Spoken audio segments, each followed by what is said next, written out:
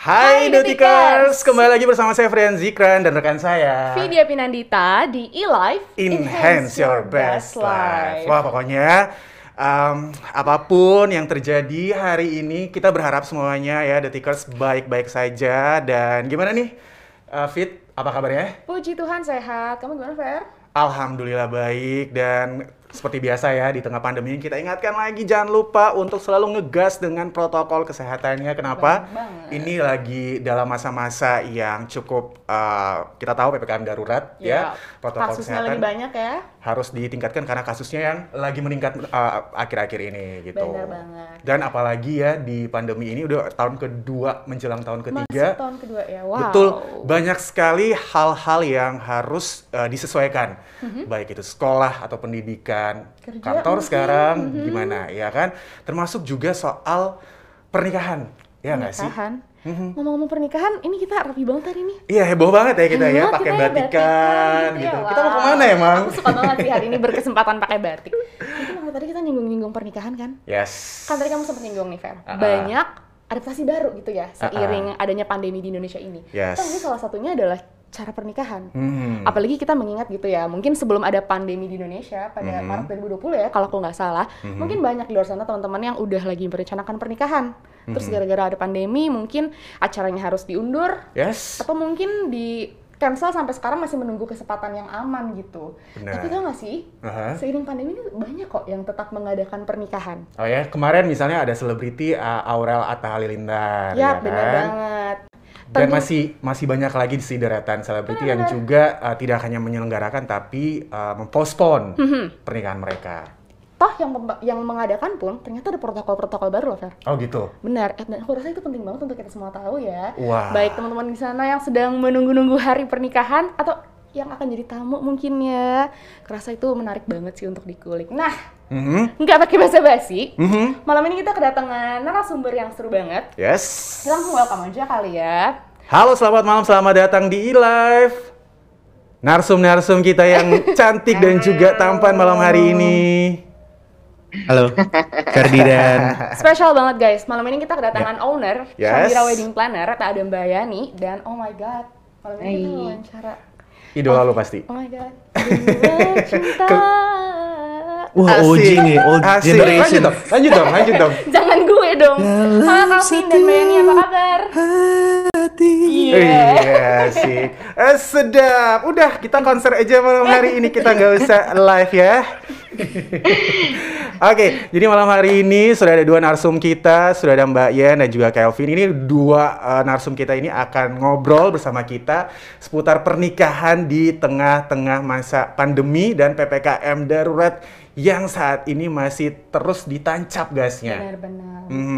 Dan mungkin kita bisa lihat ya bahwa pernikahan ini kan lagi-lagi menimbulkan kerumunan. Tapi kita boleh cerita dulu deh. Ini kita tanya dulu ke yang ahlinya. Mbak Yen, gimana nih Mbak Yen, menurut Mbak Yen di tengah-tengah masa pandemi ini, apa saja sih perbedaan penyelenggaraan resepsi pernikahan ataupun akad begitu di saat sebelum pandemi dan juga saat ini sesudah pandemi atau di tengah-tengah pandemi ini? Wah, bedanya cukup. Sebelumnya hai semuanya, saya Yani. Udah aja langsung ngobrol ya gitu. Terlalu excited emang. Nah, jadi memang kalau kita bilang apa ya perbedaannya di sebelum dan saat pandemi, memang perubahannya cukup signifikan sekali ya. Ada banyak poin-poin yang akhirnya bergeser, berubah, kemudian dimodifikasi sehingga bisa disesuaikan dengan peraturan-peraturan yang ada gitu, yang terus tiap harinya tuh kadang-kadang ada yang perubahannya tuh cukup cepat dan signifikan. Selain dari segi pasti acara gitu ya, yang kedua pasti dari segi protokol kesehatan yang sangat amat ketat, karena memang tadi sempat disebutkan bahwa ya acara ini menimbulkan banyak kerumunan gitu yang pastinya harus sangat dijaga, sehingga protokol kesehatan ini sangat menjadi poin paling penting. Selain pastinya harus pakai masker, jadi orang itu selama acara harus pakai masker nih, nggak boleh ngelepas kecuali dia dalam kondisi makan. Nah, kemudian hand sanitizer di mana-mana disediakan, kemudian menjaga jarak yang wajib gitu ya. Jadi kalau ada yang berkerumun, security venue maupun dari tim WO tuh pasti langsung mengingatkan untuk menjaga jarak seperti itu. Kemudian pastinya hal-hal yang teknis yang tadinya undangan bisa sampai ribuan, sekarang ya cuma bisa 100, 200, itu pun juga bersesi gitu kadang-kadang. Kemudian cara makannya, terus kemudian dari sistem kepanitiaan keluarga, kehadiran tamu tuh sekarang sudah paperless ya, jadi nggak ada lagi nulis-nulis di area depan tuh sudah nggak ada lagi, semua udah pakai barcode, udah pakai teknologi lah sekarang yang berjalan. Nah, kalau tadi kita udah obrolin nih terkait dengan persiapan pernikahan di saat sebelum pandemi dan juga di tengah-tengah pandemi ini, ternyata ya seperti yang dikatakan Bayan tadi, ada challenging, ada tantangan. Ada gitu perubahan ya. dari tata caranya demi keamanan bersama, tapi bukan berarti nggak bisa diadaptasi gitu ya. Nah, kita pengen, tadi kan kita udah nanya ceritanya Calvin nih, gimana sih pengalamannya mengadakan pernikahan di tengah pandemi. Kita pengen lanjut nanya lagi nih sama Mbak Yan. Yes. Mbak Yan, apakah masih bersama kita? Iya dong, tetap di sini. Nah, Mbak Yan, kita kan ngalamin pandemi di Indonesia udah lewat setahun nih ya. Kalau tahun lalu kita sempat ada PSBB, inget nggak ya, yang pembatasan sosial berskala besar tuh. Yes. Itu dan cukup membuat chaos ya, sangat chaos sekali itu. Intinya sih pembatasan juga sih. Terus sekarang ada PPKM darurat, pemberlakuan pembatasan kegiatan masyarakat darurat, which is kalau yang aku lihat lebih ketat gitu ya, terutama di Jabodetabek. Nah, dari perubahan-perubahan ini nih Mbak Yan, gimana sih Mbak pengaruhnya ke resepsi pernikahan? Apakah dengan adanya perubahan-perubahan ini orang jadi semakin mengurungkan niat, atau justru sebenarnya orang-orang malah semakin tahu caranya beradaptasi gitu untuk mengadakan acara dengan cara yang aman gitu di tengah kondisi seperti ini Mbak? Oke. Jadi memang di PPKM yang darurat kali ini pembatasan geraknya itu memang jauh lebih terasa ya, karena memang kalau terakhir pun kita dapat informasi bahwa sudah benar-benar nggak boleh ada resepsi di tengah-tengah PPKM yang darurat. Kalau yang pandemi kemarin kita masih tetap bisa acara dengan tamu yang sangat sedikit intimate kita bilang, tapi kalau yang di PPKM darurat ini memang benar-benar ditiadakan, itu update yang paling baru. Jadi ya akhirnya orang menyesuaikan lagi yang tadinya sudah mulai untuk hype ada resepsi meskipun kecil, sekarang akhirnya dipres lagi, disesuaikan lagi, hanya ada akad aja seperti itu pun juga sangat diatur sekali, sangat ketat lah. Jadi memang terasa, dan ya memang akhirnya orang-orang sih sebenarnya jauh lebih beradaptasi ya sekarang untuk pernikahan yang lebih intimate, itu aja sih. Nah, kalau tadi yang dijelasin Mbak Yan, segitu repotnya, segitu rempongnya kalau anak zaman now ngomongnya. Ada pengalaman yang unik nggak sih? Yang akhirnya, wah ini tahun-tahun sebelumnya kayaknya kita nggak dapat nih, tapi karena pandemi ini, wah ini harus mau nggak mau gitu untuk dipersiapkan gitu. Hal unik apa nih yang dirasain oleh wedding organizer-nya Mbak Yan? Iya, pasti dari segi banyak hal yang unik-unik yang terjadi ya ini ya, yang kayak kita harus gini ya, kita kayak belajar setiap saat gitu akhirnya dengan penyesuaian yang tertentu. Misal banget kita acara di rumah gitu, yang tadinya mungkin banyak keluarga, banyak tetangga dan lain-lain, ini bisa cuma terjadi di ruang tamu, hanya dengan 10 orang saja di dalamnya, tapi dengan virtual gitu. Jadi nggak ada tamu, kayak nggak ada acara apa-apa, tiba-tiba akad aja terus kemudian selesai gitu. Itu unik banget sih, kita kayak juga kaget ya, hal yang baru ini. Apalagi kira-kira ya kalau misalnya acaranya seperti ini, isinya dibuat apa lagi ya? Akhirnya kita buat itu, kita menyapa para tamu lewat secara virtual, menyampaikan ucapan terima kasih. Ada rasa haru yang lebih terasa dibandingin dulu-dulu gitu. Kalau dulu mungkin datang kemudian ya udah bisa bercakap-cakap ya. Kalau sekarang karena kondisinya seperti ini, itu ya hanya bisa dari jauh. Rasa secara emosionalnya tuh lebih terasa. Itu hal-hal yang unik banget sih. Kemudian ada juga yang udah pesen makanan banyak banget, tiba-tiba, sorry, bentar ya. Oke, baik. Sambil kita menunggu Mbak Yan, kita coba sapa lagi nih. Halo Mas Kelvin, masih di sana kah? Kita soalnya keasikan ngobrol sama Mbak Yan nih tadi. Oke. Oh, ternyata saya belum di unmute, sorry. Waduh, ini Ya. mohon maaf, saya yang sabotase Mas Kelvin. Emang tujuan saya dari awal. Berbahaya.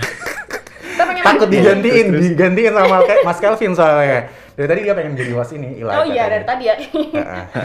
Iya, gimana? Nah, ini gimana nih?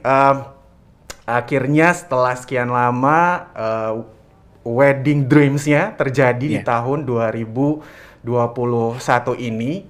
Ini kayak gimana nih? Mungkin harus dan perlu juga untuk di-share ke Detikers bagaimana mempersiapkan itu semuanya. Iya.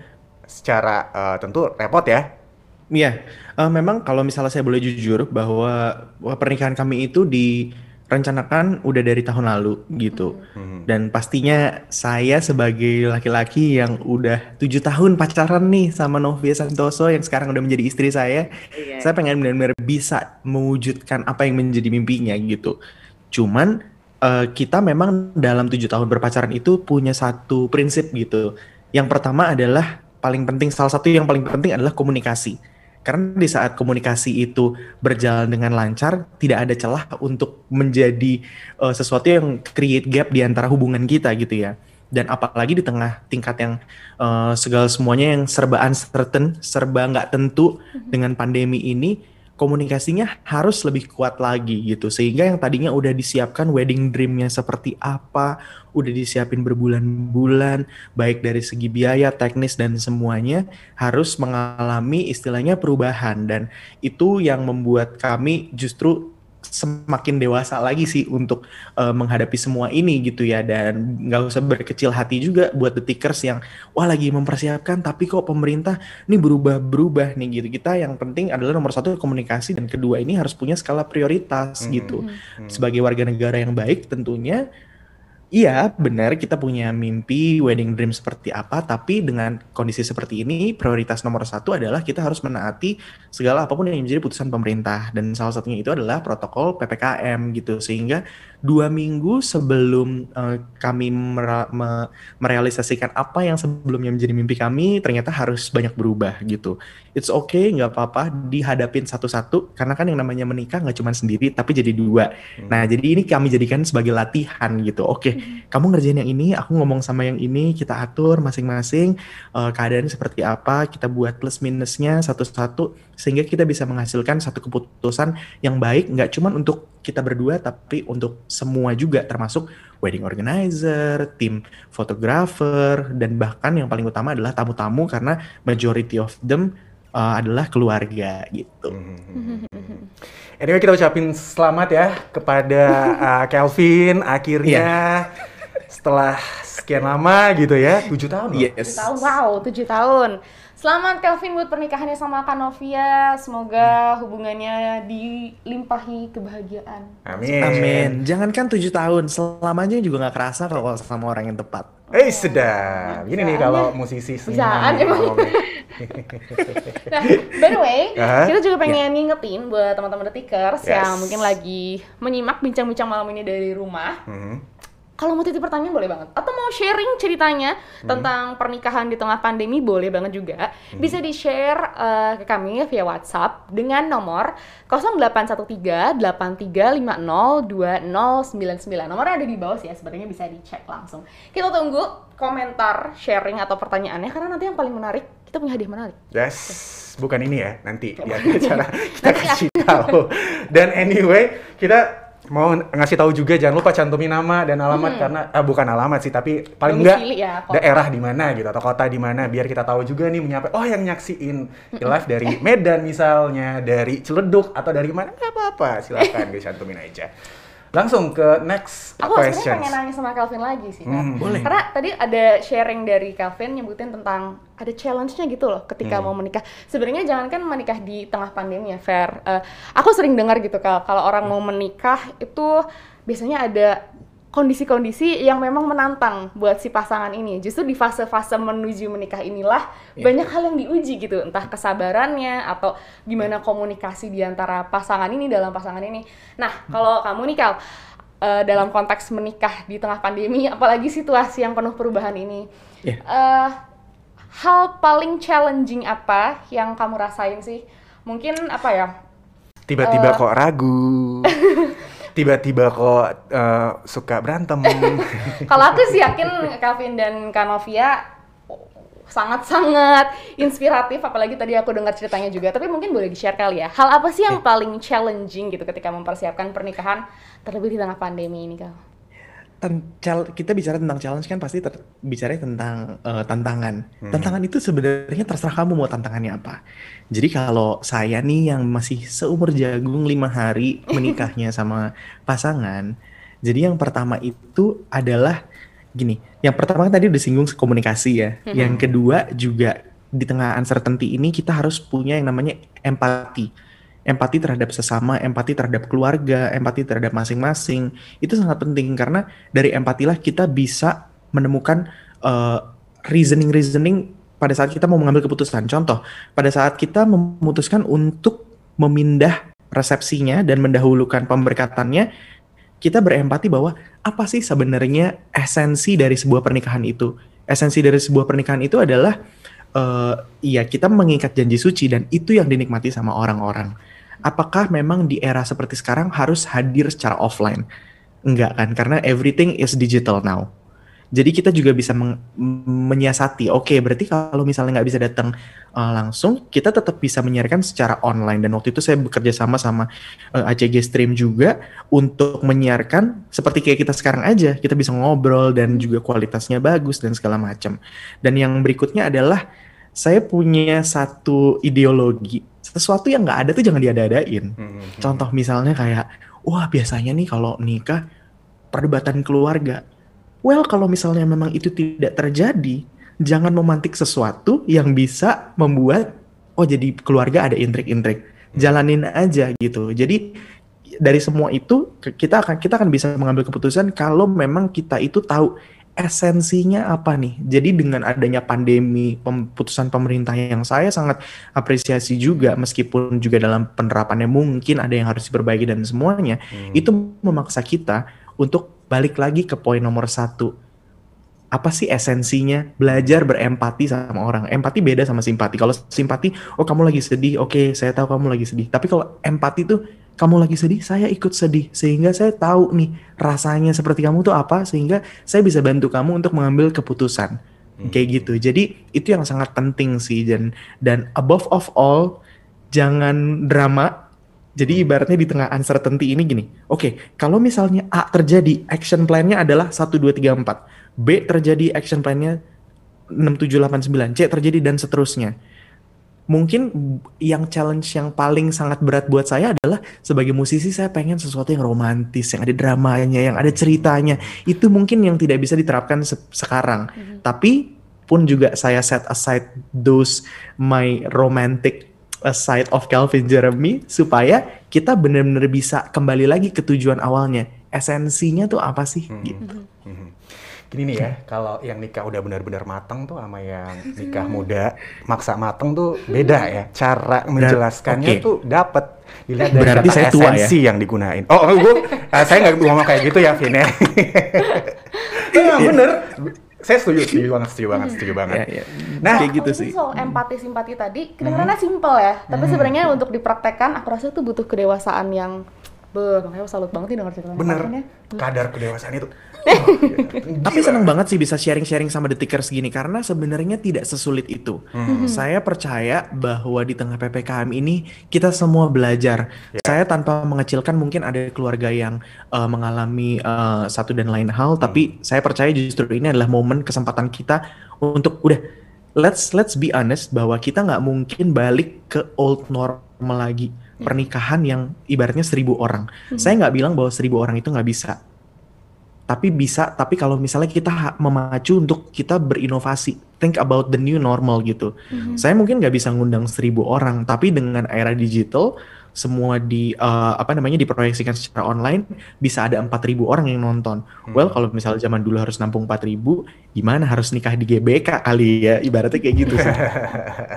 Baik, nah Vin, kalau tadi kita udah ngobrol tantangan menikah di tengah-tengah pandemi, sekarang kita coba tanya nih Mbak Yan. Mbak Yan, tantangannya apa nih selama masa pandemi ini Dari sisi bagaimana? WO mungkin ya. Bener, apalagi juga kan sekarang harus dengan protokol kesehatan, menyesuaikan dong ya tentunya. Gimana nih Mbak Yen tantangannya Ya, menyesuaikan dengan protokol tantangannya kesehatan?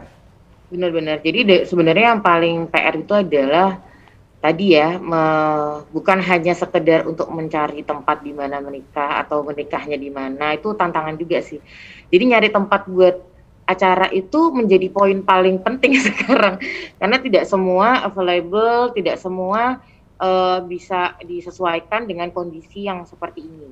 Jadi itu tantangan paling besar sih sekarang itu. Kemudian yang kedua adalah tadi itu konsep acaranya yang sangat disesuaikan. Itu juga menjadi tantangan juga. Sebenarnya semua hal saat ini menjadi tantangan. Pernikahan itu kan semua sebetulnya challenging ya.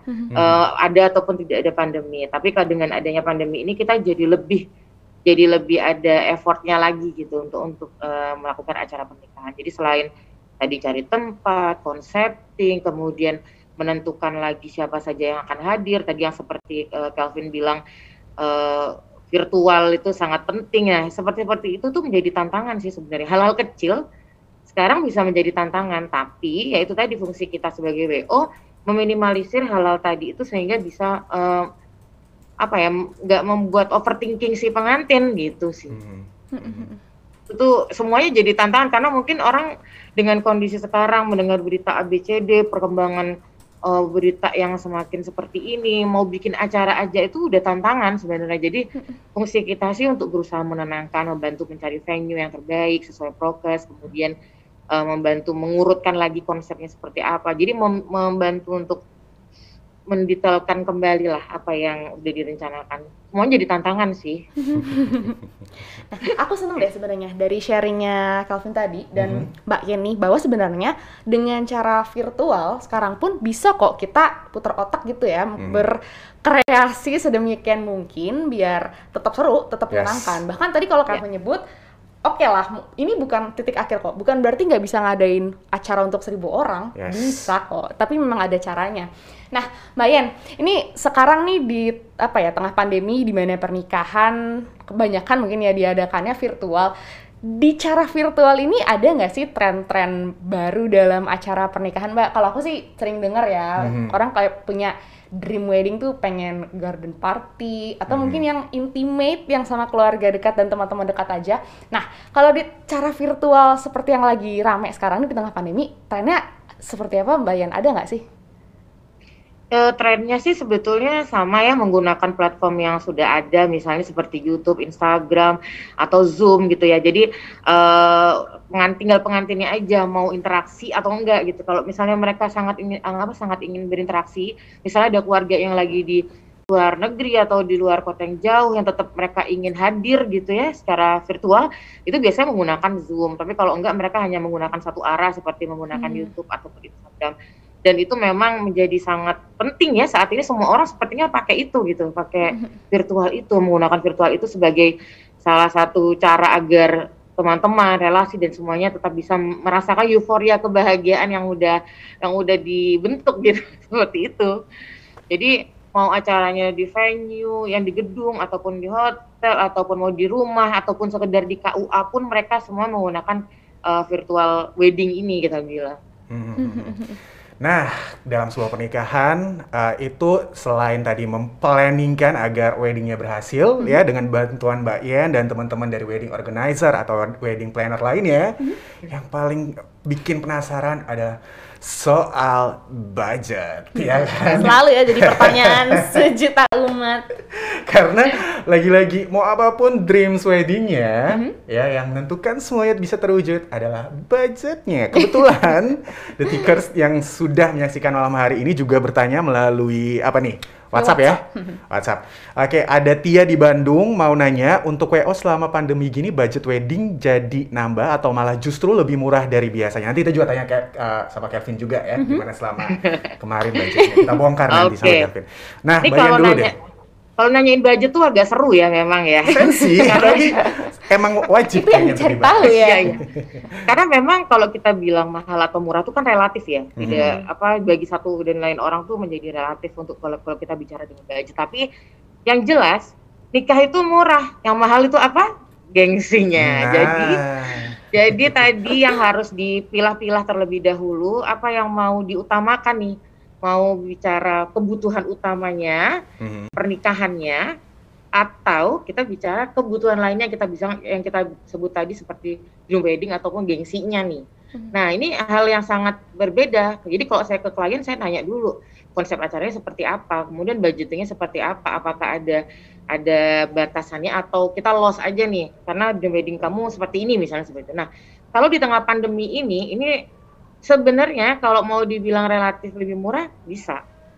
Tapi ada juga yang memang menggunakan ini karena acaranya intimate, jadi sekalian bagus, sekalian besar, jadi budget besar pun nggak masalah, itu juga ada. Jadi kalau di kami sendiri sampai saat ini sih random sih. Ada yang cuman ya udah kita di KUA, ada yang cuman di rumah dengan budget yang sangat amat kita bilang terjangkau gitu ya. Ada juga yang karena ini cuma sekali seumur hidup meskipun acaranya kecil, tapi saya mau pakai MUA-nya pokoknya yang terbaik, saya mau pakai ini yang terbaik, semua yang terbaik, jelas secara budgeting pasti lebih besar gitu. Itu sih. Nah kalau tadi Mbak Yen nyinggung gitu, kalau yang mau yang murah ya bisa kayak murah gitu. Kalau yang mau yang mewah bisa juga, range-nya deh kira-kira berapa nih kalau dari yang murah banget sampai yang mahal banget yang harus dipersiapkan paling enggak. Oke. Kita ngomongin yang murah ya, kaget nggak ya? Boleh. Oke, jadi pernah ada yang punya budget cuman sharing ke aku, Mbak Yani, saya mau nikah tapi ternyata murah aja nih karena saya akhirnya nggak bisa pakai WO, saya nggak resepsi. Oke, tetap sharing sama kita, itu budget pernah yang cuman 5 juta. Wow. Pernah yang cuma punya budget 5 juta dan menikah dan tetap bagus. Keren. Jadi semua bukan karena mahal kemudian bagus, enggak, yang murah itu juga ada yang bagus kok, tinggal kita merendahkan ego, merendahkan gengsi, cari vendor yang tepat. Itu jadinya bagus. Wow. Gitu. Pernah ada yang segitu sampai ada yang dengan tamu 100 orang sampai 900 juta juga ada, mau yang di atas itu juga ada. Ya range-nya cukup besar lah untuk di wedding ini. Gitu. Wah, jadi mau yang mana? Maunya sih 5 juta tapi kualitas 100 juta, wow. Mbak. Gimana nih, bisa nggak? Bisa, itu di pandangan sendiri sebenarnya. Semua pakai virtual ya, pakai green screen gitu. Betul. Itu sebenarnya konsep aja sih. Ada banyak konsep yang ekonomis tapi terlihat bagus. Dan yang paling penting itu adalah pengantin happy. Mau pernikahannya ala sultan, kalau tidak happy, ada aja di acara itu hal-hal yang tidak membuat nyaman gitu. Jadi memang harus yang pertama happy. Jadi mau nikah sederhana ataupun ala sultan, yang jelas harus happy dulu. Itu yang akan membentuk acara akan jadi menyenangkan atau tidak. Kalau Mas Kelvin tadi kan auranya udah seru sekali, sudah dewasa, sudah ikhlas, sudah pokoknya penting nikah. Jadi aduh, udah happy terus bawaannya ya gitu. Benar. Coba kita tanya ke yang baru nikah, happy nggak nih? Mas Kelvin, gimana, happy nggak? Saya seneng banget nih nontonin Mbak Yani ya ngobrol gitu-gitu, karena saya bisa bayangin back end-nya kayak gimana gitu. Tapi sangat luar biasa ya. Maksudnya di tengah pandemi ini Mbak Yani dengan wedding organizer dan semua kesibukannya bisa ketawa dan bisa sharing sama kita hari ini, itu harus diapresiasi banget. Tapi saya mau agak nyolong sedikit statementnya bahwa bener, yang dicari itu apa gitu, apakah gengsi atau apa. Above of all, dari sebuah penelitian gitu ya, yang pernah saya baca, bahwa dari sederetan orang sukses yang memang namanya luar biasa dikenal di dunia, bahwa yang menjadi ultimate goal mereka sebenarnya pada saat mereka menjelang tutup usianya adalah happiness itu sendiri. Banyak mereka juga yang ibaratnya menyesal karena kurang spend waktu sama keluarga, kurang spend waktu sama anak-anak mereka, sama istri suami mereka, kayak gitu-gitu. Jadi sebenarnya kita harus set the goals apa nih gitu. Dan kalau misalnya bicara happiness, itu harus put money outside the equation, harus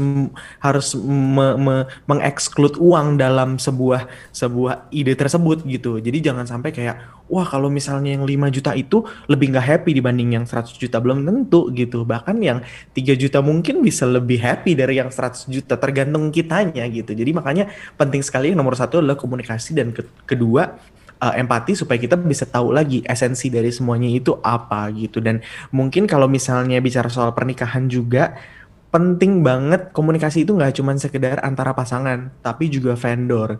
Vendor itu kalau buat pengalaman saya nggak menjadikan dia sebagai orang-orang yang saya hire, tapi they're part of the success of the wedding saya sama calon istri pada saat itu gitu. So they are all my asset. Ibaratnya saya juga harus menjaga perasaan mereka masing-masing gitu. Saya bersyukur banget. Contoh saya sharing nih, saya saya ngajak kerjasama untuk dia jadi part of our journey, fotografer dan videografer namanya Foyer Pictures. Ternyata harus ada perubahan yang tadinya cuma 2 hari jadi 3 hari.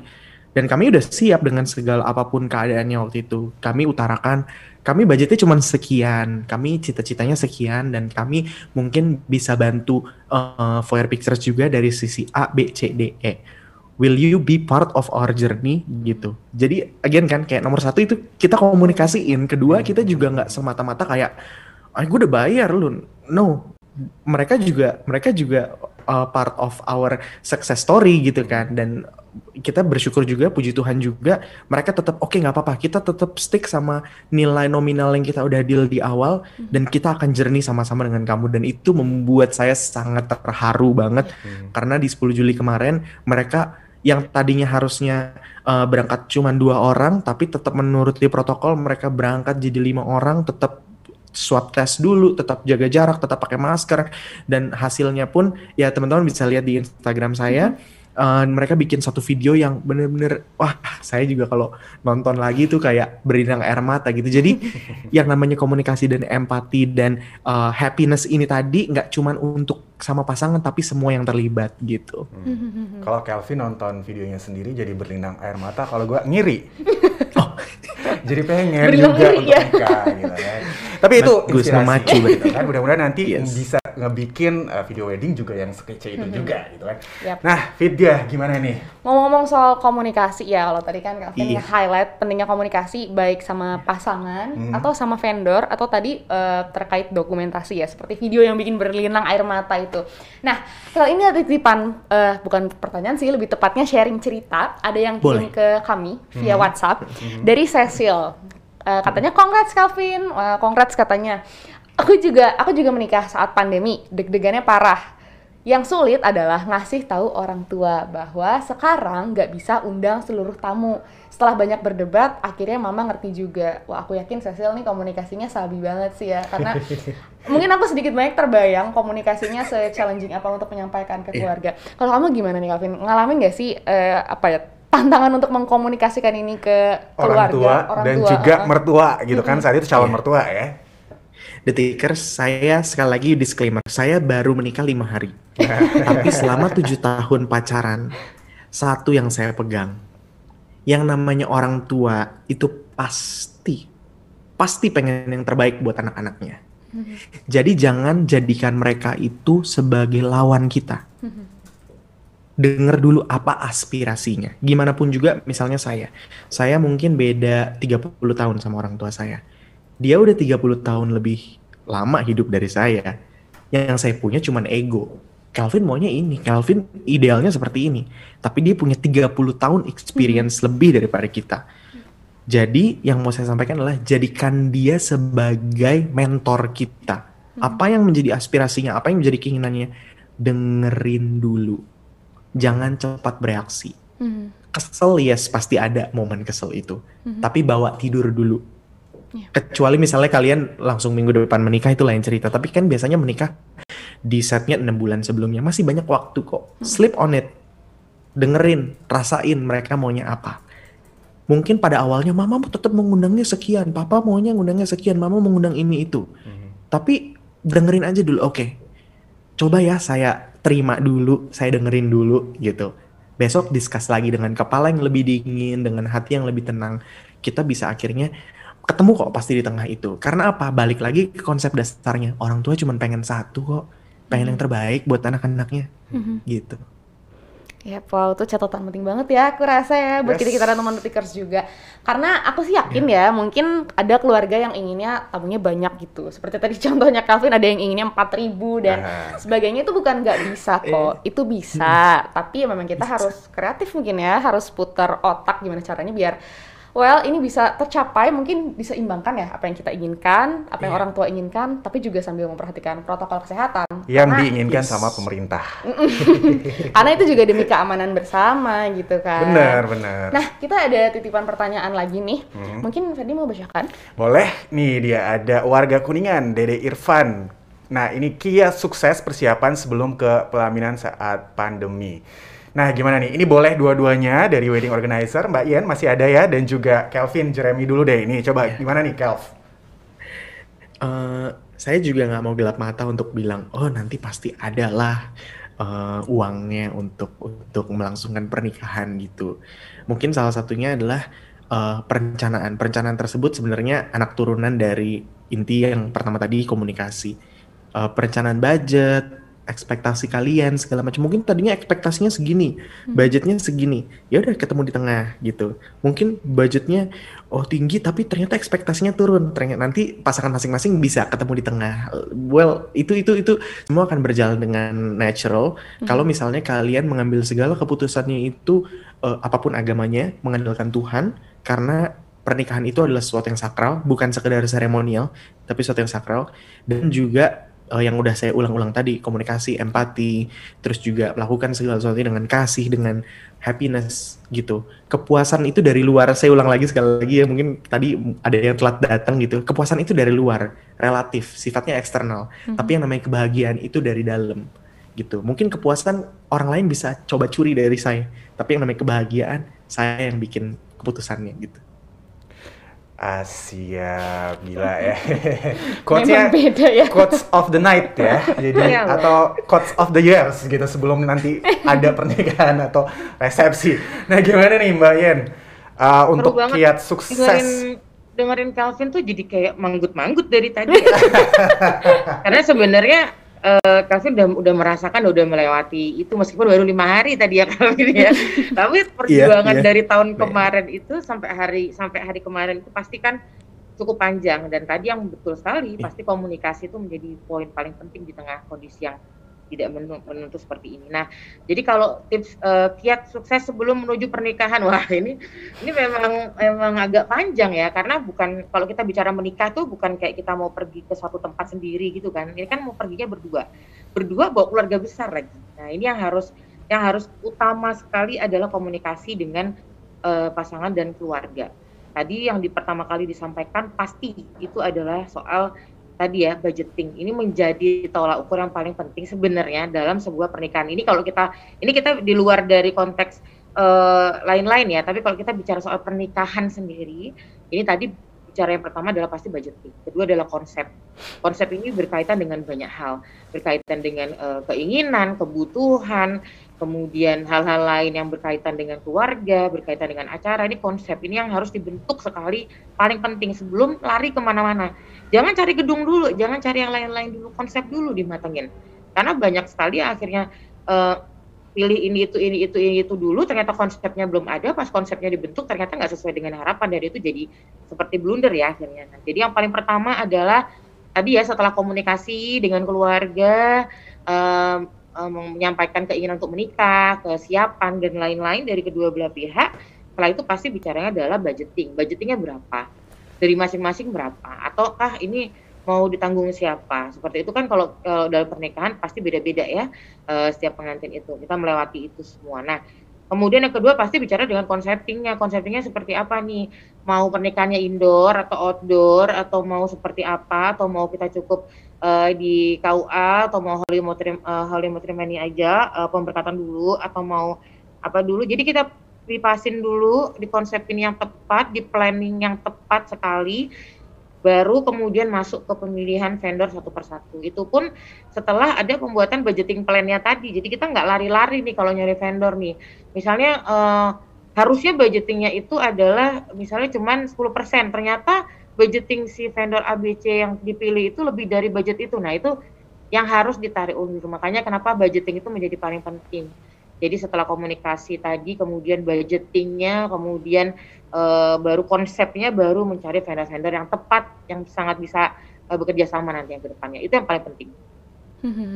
Nah, Mbak Yen, aku penasaran nih Mbak Yen, menurut pengamatan Mbak Yen, terutama dari sisi wedding organizer gitu ya, sebenarnya di tengah pandemi ini jumlah orang yang, atau pasangan yang ingin menikah tuh justru semakin banyak atau semakin sedikit sih Mbak? Karena kalau aku ngobrol-ngobrol gitu ya sama teman-teman aku, mungkin kamu juga Fer, teman-teman aku tuh malah banyak yang malah terdorong untuk ingin cepat-cepat menikah. Nah, Karena ya jadi LDR gitu kan sama pasangannya, terus bawaannya pengen adalah kita cepat saja gitu biar tinggal bareng. Banyak tuh yang punya pikiran kayak gitu. Nah, aku pengen tanya nih, kalau dari sisi wedding organizer sebenarnya makin banyak atau justru makin sedikit, Mbak? Ini agak seru ya, tapi memang di tengah pandemi ini justru memang banyak yang mau menikah gitu, mau menyempurnakan separuh agamanya. Itu orang-orang ini justru jauh lebih banyak, jauh lebih terdorong gitu. Mungkin karena juga kondisi saat ini yang juga orang nggak kemana-mana di rumah. Kemudian ya apalagi ya Mbak Yani ya, kalau nggak menikah mau kapan lagi, udah kayak gini mah mending nikah aja. Jadi banyak pengantin yang justru terpacu untuk menikah segera di tengah pandemi ini sih gitu. Banyak dan itu seru-seru, dari mulai tadi yang aku bilang, dari yang konsep sederhana sampai yang wah tadi itu terjadi di pandemi dan cukup unik jadinya. nah Mbak Yen, gimana nih kalau misalnya tiba-tiba lagi di menjelang acara resepsi, tiba-tiba dong pengantinnya positif COVID, gimana nih Mbak Yen? Bakal berlangsung atau pending lagi nih sampai benar-benar sembuh pengantinnya? Udah terjadi dan ada beberapa pengantin yang kena ya, aku bilang ya. Dan itu ya akhirnya mundur semua, di reschedule semua. Tapi persoalan budget nggak ada perubahan kan ya? Atau Nggak ada. gimana justru? Nggak ada. Kalau kita fleksibel banget ya di tengah kondisi seperti ini, kita udah nggak cuman mikirinnya uang ya, tapi tadi yang dibilang sama Kelvin, ada rasa empati. Kita pun SOWO ini bukan cuman sekedar pekerja loh di sini. Kita ini saudara, kita ini partner, kita ini tim hore gitu ya. Jadi ya udah, kita harus sama-sama cari solusi di tengah kondisi seperti ini. Kita kondisi ini udah nggak mikirin budget itu kayak gimana, nggak, yang penting jalan dulu acara. Apalagi orang sakit ya, agak nggak fair sih. Tapi alhamdulillah sampai sejauh ini semua vendor-vendor kami sangat baik, nggak pernah ada yang gimana-gimana. Ketika pengantin kami COVID ya kita reschedule aja semuanya, alhamdulillah. Aku pengen tanya sama Kelvin nih, mungkin kita berpindah narasumber dulu. Nah, Kelvin, aku sering dengar gitu ya, bahkan sebenarnya nggak di tengah pandemi juga sih ya, kayak tadi yang sempat kita singgung sedikit juga, bahwa menjelang pernikahan mungkin ada orang yang jadi mendadak ragu, atau mungkin ada challenge tertentu yang mendadak ditemukan bersama pasangannya. Kalau kita dengar cerita Kelvin tadi ya, kayak positif banget gitu, banyak inspirasi yang kita dapat juga terkait komunikasi, kemudian bagaimana berempati dengan pasangan dan keluarga pasangannya juga mungkin. Tapi kalau Kelvin sama Kanovia nih sebelum menikah, terlebih di tengah pandemi ini, sempat ada kekhawatiran tertentu nggak sih, Kelv? Atau ketakutan tertentu mungkin yang sempat bikin goyah? Mungkin boleh di-share kalau ada. Oke. Jadi kalau misalnya namanya kekhawatiran, ini terutama buat laki-laki mungkin dari 2.800 yang lagi live nonton ini, atau mungkin nanti Rina ya. Yang namanya laki-laki pasti khawatir soal waktu alias budget, ya kan?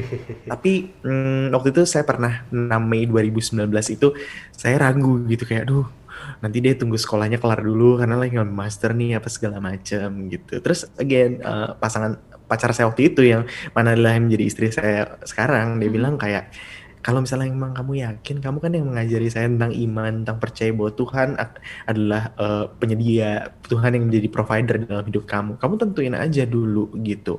Nggak harus kayak langsung bulan depan atau apa, tapi at least tentuin aja dulu gitu. Mungkin secara scientifically, secara dunia, di alam bawah sadar kita itu akan memacu kita untuk ibaratnya ya udah maju aja dulu, nanti kita yang secara nggak sadar lakukan semuanya. Tapi kalau secara keimanan adalah pasti yang namanya niat baik itu Tuhan pasti buka jalan dan Tuhan akan pakai 1001 cara. Yang penting hati kita tuh terbuka dan mau nerima gitu.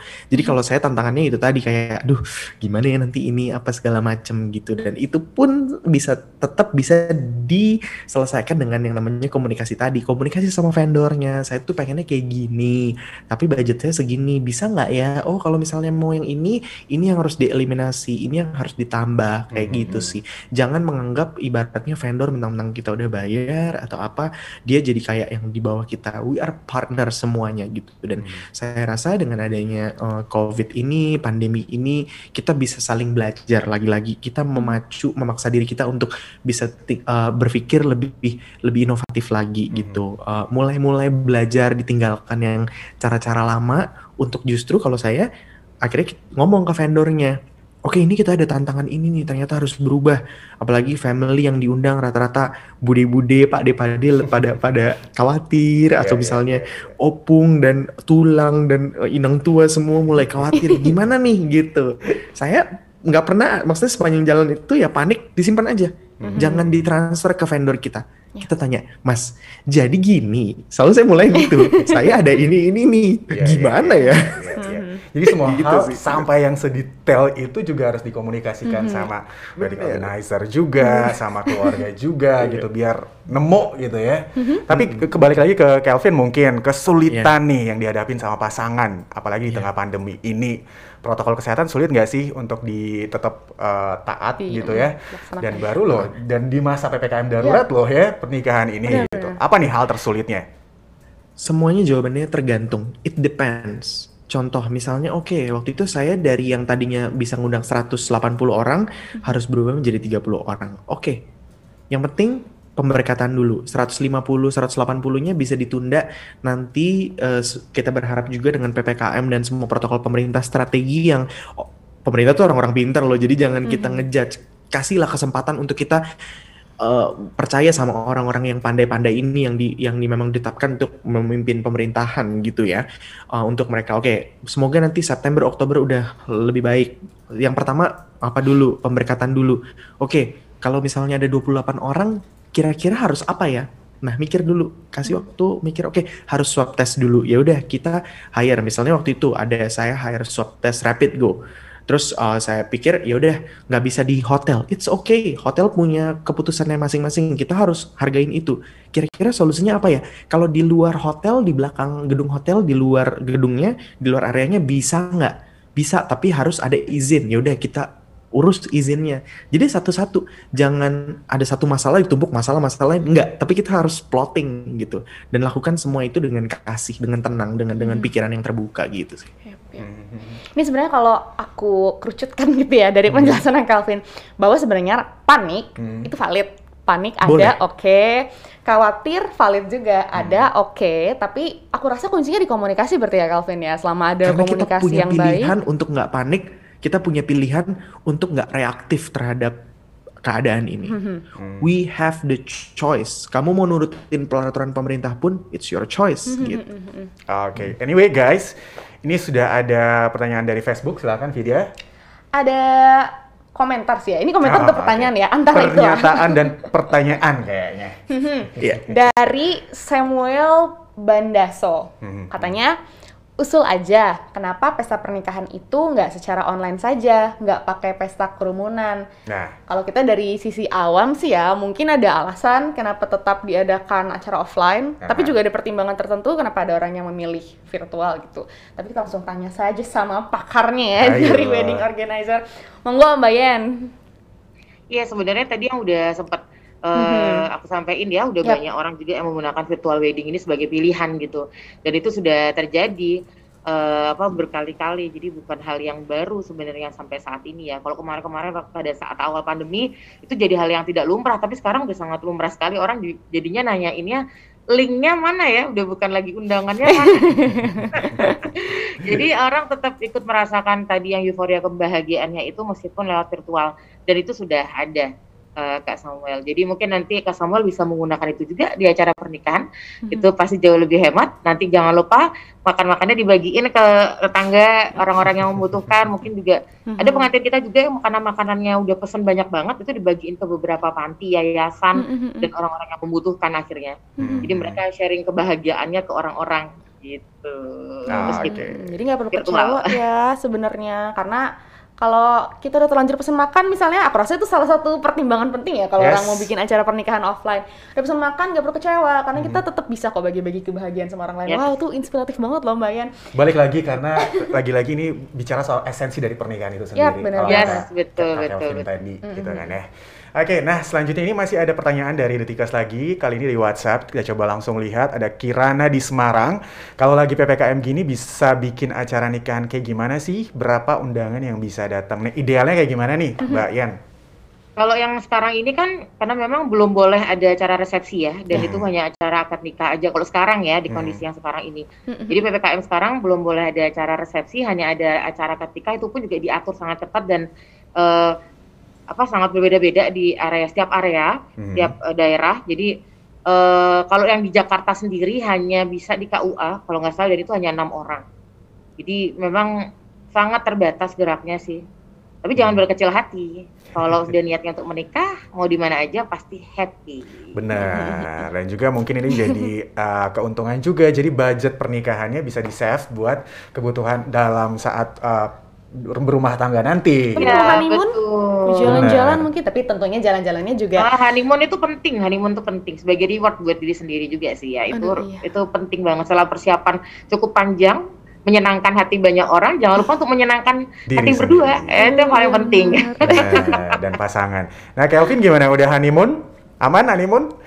Saya waktu itu sempat udah set tanggal untuk honeymoon, tapi karena peraturan pemerintah akhirnya ya kita tunda dulu honeymoonnya, kita taati aturan pemerintah untuk semuanya bisa di rumah aja dulu, tetap sehat, tetap jaga jarak, memakai masker, mencuci tangan, kayak gitu-gitu. Dan kalau misalnya saya mau nanggepin pertanyaannya juga, kalau misalnya ngapain sih harus dibuat offline, bisa kok dibuat online juga gitu. Tapi kalau misalnya memang kita kan wait and see juga peraturan pemerintah itu seperti apa. Contoh kayak waktu saya 10 Juli kemarin, kapasitas ruangannya itu kalau nggak salah 200 orang, up to 200 orang.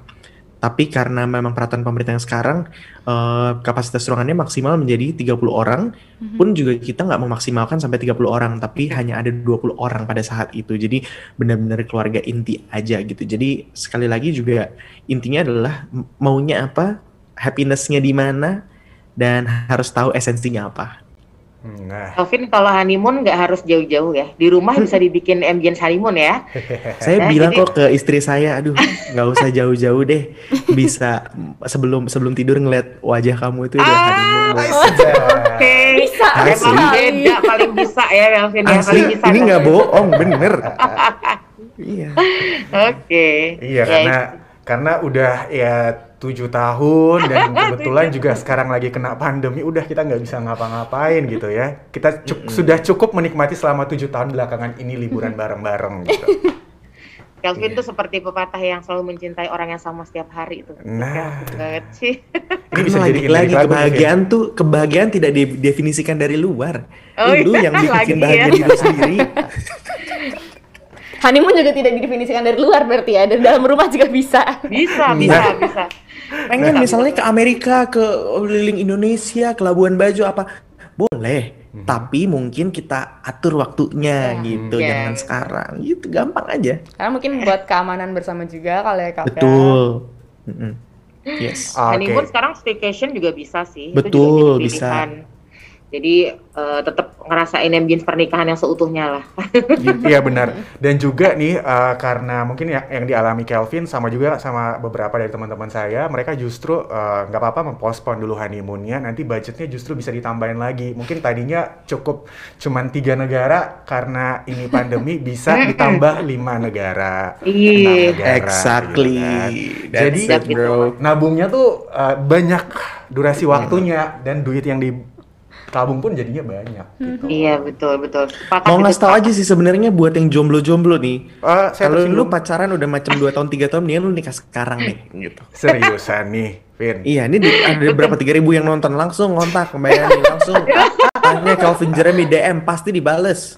Ya Ini ampun. ini fix sih, yang nonton pasti jomblo semua sih, atau bakal Fix. mau nikah. Fix. Buat wanita-wanita yang jomblo yang lagi nonton, langsung message pacarnya, this is the time. Weh, gitu. Saatnya kamu mengungkapkan perasaan kamu gitu ya. Betul. Itu saya setuju. Tunjukkan pesonamu. Tapi Iya. nih Kak, aku pengen nanya juga deh, karena tadi kamu nyinggung soal apa ya, orang yang lagi ragu-ragu gitu ya. Mungkin Kamu lagi kan ragu? aduh. Biasa, Ya, Vin, gimana pacarnya. ya? Iya dah, oke. Boleh tanya apa? Mungkin di luar sana banyak teman-teman Detikers atau teman-teman kita dimanapun itu ya, mungkin iya. banyak yang sebenarnya dari sebelum pandemi pun udah mempersiapkan pernikahan gitu sama pasangannya, entah udah baru jadi wacana atau mungkin udah detail gitu persiapannya ya, tapi karena ada pandemi memutuskan untuk postpone, atau mungkin sekarang jadi makin ragu gitu, makin khawatir. Nah, kalau dari kamu Calvin, apa sih yang pengen kamu sampaikan ke mereka gitu di tengah keraguan dan kekhawatiran mereka? Reminder apa yang pengen kamu share ke mereka? Aduh, kalau misalnya saya nih, sorry kalau misalnya agak personal ya, gitu. Apapun agamanya, kalau buat saya nih, kalau misalnya karena ditanya, kalau yang mau kamu sampaikan adalah gini, kalau misalnya kita melakukan dengan kekuatan kita sendiri, pasti ya ada tuh namanya berantem, ada namanya Iya. kayak kurang ini segala macam. Tapi kalau saya selalu bilang bahwa ya dalam setiap langkah hidup saya hanya mengandalkan kasih karunia Tuhan gitu, karena justru dalam kelemahan saya kuasa menjadi nyata gitu. Dan begitu juga dengan pernikahan. Ingat ya, maksudnya saya juga ber5 hari nih, tapi saya selalu ingat dalam hati saya, dalam kepala saya bahwa pernikahan di day-nya itu hanyalah sebuah perayaan. Yang intinya adalah setelah hari itu gitu. Kalau manusia mah pasti ada namanya bosannya paling, ada apa segala macam gitu. Jadi jangan ngandelin kekuatan sendiri. Jadi andalkan supreme being gitu, andalkan Tuhan masing, ya apapun kepercayaan kalian sekali lagi gitu. Dan pada saat kalian itu udah berdua menjadi satu, jangan jalan sendiri-sendiri. Saya punya konsep adalah saya harus punya pasangan hidup yang bisa berjalan di samping saya, bukan di belakang saya. Karena pada saat dia lemah, saya bisa menopang dia, dan pada saat saya lemah, dia bisa menopang saya. Jadi jangan takut dan jangan andalkan kekuatan sendiri, baik itu hubungan dengan Tuhan maupun sesama. Kalau misalnya udah punya vendor, udah punya WO, it's okay, serahin aja sama dia gitu. Kasih dia kesempatan. Orang tua punya experience, it's okay, kasih mereka kesempatan. Fotografer, videografer, dekor, tempat, segala macam, bahkan pemerintah sekalipun. Karena kita nggak bisa ngelakuin semua sendiri. Kita harus bekerja sama dan berkolaborasi. Jadi jangan takut. Enjoy the ride. Kalau misalnya memang takut, berdoa, dan mungkin juga itu sesuatu yang karena kalian belum pernah coba gitu. Jadi ya ada takut nanti kalau gini gimana segala macam. Tapi ya enjoy, it's fun. Iya, Vin, soalnya kan chapter baru dalam kehidupan kita dan pasangan ya. Jadi kayaknya semuanya tuh ada ketakutan, keraguan, tapi happy, tapi gimana ya, hayo maju gitu kan, kayak gitu. Jangan takut, ada Tuhan, jangan takut. Wes, saudara-saudara, ayo kita jangan takut ya, karena ada Tuhan di samping kita. Oke, baik. Next ini karena ternyata kita udah ini pertanyaan terakhir nih kayaknya nih. Wah, udah seru banget loh. Seru ya? Oke, Seru banget. jadi karena seseru itu kita coba langsung ngasih pertanyaan terakhir. Ini singkat, padat dan jelas. Mungkin apa yang persiapan yang disiapkan untuk Detikers, untuk siapapun yang mau nikah di masa pandemi ini. Boleh dari Mbak Yan dulu mungkin. Ya. Oke.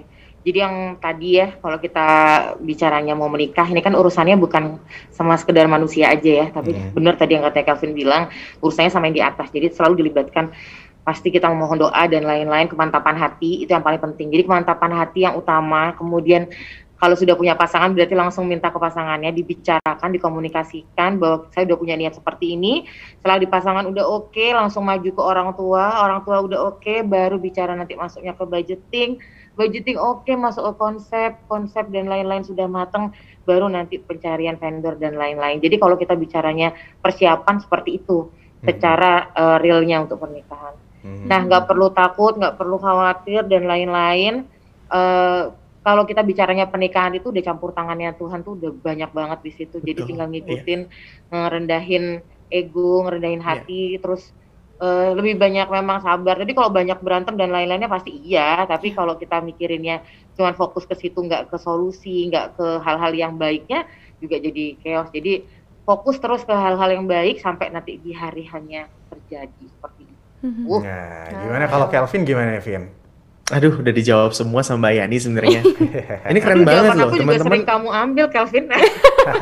YOLO. Ini kesempatan untuk kayaknya nih WO salah satu yang boleh diajak kerja sama. Ini keren banget soalnya. Tapi kalau dari saya adalah saya juga banyak kekurangan sebagai manusia, banyak banget kekurangan. Tapi above of all yang harus dipersiapkan di sini. Betul. Siapin dulu hati kamu gitu. Jangan takut, jangan gelisah, jangan khawatir. Doa sama Tuhan dan serahkan segala kekhawatiranmu sama Tuhan sambil berusaha juga. Dan kalau misalnya emang kita udah punya pikiran dan hati yang terbuka, hati yang tenang, itu pasti akan dituntun jalannya gitu. Nah, itu dia. Waduh, mantap bro. Habis ini jadi satu lagu ya. Habis ini jadi satu lagu ya, Kelvin ya, tentang pernikahan ya. Boleh, boleh. Satu boleh. album, satu album. Sekalian promo ya. Baik, waduh, ini semuanya jadi apa ya? Baru mendengarkan nih narasumber kita ngomong, kita jadi merasa siap gitu ya, walaupun belum ada calonnya. Pasangannya sudah siap. Walaupun Siap belum dulu ada yang penting. Tapi Siap biasanya dulu, kalau ya. orang udah habis ngomongin Di sini dulu acara katanya. pernikahan gini, jodohnya lebih cepet datang loh. Nah, Kalau udah dengerin amin. kayak gini, karena nggak mungkin ini kalau dari yang lihat berapa ribu itu, nggak mungkin tiba-tiba dia ngeklik detik.com atau 20detik.com untuk lihat video ini kalau nggak atas izin Tuhan. Jadi bener-bener Ih, pasti bener. ada tujuan lain. Jadi yang melihat Setuju. sekarang, mungkin ini waktunya Anda sedang mempersiapkan. It's your Ini time. kita dikasih petunjuk berarti ya. Betul. Anyway guys, thank you. Parah ini acara yang seru banget malam hari ini ya, episode malam ini ya. Dan makasih udah luangin waktu, pendapat kalian semuanya masuk Ceritanya, banget. Aku yakin itu juga jadi sharing yang sangat berarti buat teman-teman detikers, baik yang belum kepikiran tentang pernikahan atau mungkin yang emang udah lagi pengen tapi jadi ragu gitu gara-gara pandemi. Buat Mbak Ian lancar terus untuk bisnis organizernya atau wedding plannernya. Buat Kelvin sukses. Kita Selamat. tunggu karya-karyanya dan happy selalu sama istrinya ya. Yes. Amin amin amin amin. Thank you so amin. much guys. Oke, jadi itulah tadi obrolan kita ya. Ada banyak hal menarik Banyak yang ya. tentunya ini bisa kita putuskan pada saat nanti akan mau menikah seperti apa. Dan mungkin Vidya nih, kesimpulan yang bisa didapat dari obrolan kita malam ini. Apa nih? Kalau Singkat aku mungkin. sih ya mikirnya, namanya pernikahan, challenge, kesusahan, tantangan itu pasti ada. Mungkin berantem-berantem atau Yes. ragu dari diri sendiri itu pasti ada. Tapi namanya juga pandemi ya, banyak hal-hal yang kita jadi punya kebiasaan baru gitu. Ada yang kita adaptasikan, yang mungkin demi keamanan dan kesehatan bersama. Misalnya patuh sama kebijakan pemerintah. Karena kalau yang sekarang lagi berlakukan PPKM darurat. Kan itu juga diadakan buat keamanan bersama gitu ya. Menikah, kita ingin mencapai dream wedding kita seperti apa, valid keinginan kita. Tapi aku rasa poin pentingnya adalah nggak ada salahnya mempertimbangkan keamanan bersama mungkin ya. Dan kalau misalnya nggak mau pengen repot, ya udah bisa join sama wedding planner atau event organizer gitu ya, yang bisa manage pernikahan atau wedding dreams kita. Karena kalau kata Kevin tadi, kebahagiaan tuh datangnya dari hati. Kepuasan mungkin dari luar, tapi kebahagiaan tuh bisa kok gitu kita buat. Nah, Fer, kita mau bacain pemenang malam ini nih. Bakal dapet Langsung hadiah aja menarik kalau dari- begitu. Ada Kita- siapa nih? Nah, siapa nih? Ada siapa nih? Ada. Selamat kepada Dede Irfan dari Kuningan ya, yang sudah mengirimkan pertanyaan dan mendapatkan ini. Nanti kita akan kirimkan, dihubungi langsung ya sama tim Detik dan 20 Detik ya. By the way, kita juga meminta maaf buat teman-teman yang udah kirim pertanyaan via WhatsApp atau sharing Yes. ceritanya tapi nggak sempat dibacakan karena keterbatasan waktu, guys. Tapi moga-moga di lain kesempatan kita tetap bisa ngobrol lewat program e-live. Saatnya saya Frian Zikran untuk kita berdua pamit ya, tapi jangan lupa untuk saksikan e-live setiap minggu di hari Jumat pukul 19.00 waktu Indonesia Barat dengan topik dan juga narasumber-narasumber yang tentunya seru-seru. Seru-seru banget. Oke, saya Frian Zikran. Dan aku Vidya Pinandita pamit undur diri. Sampai Selamat jumpa. Selamat malam.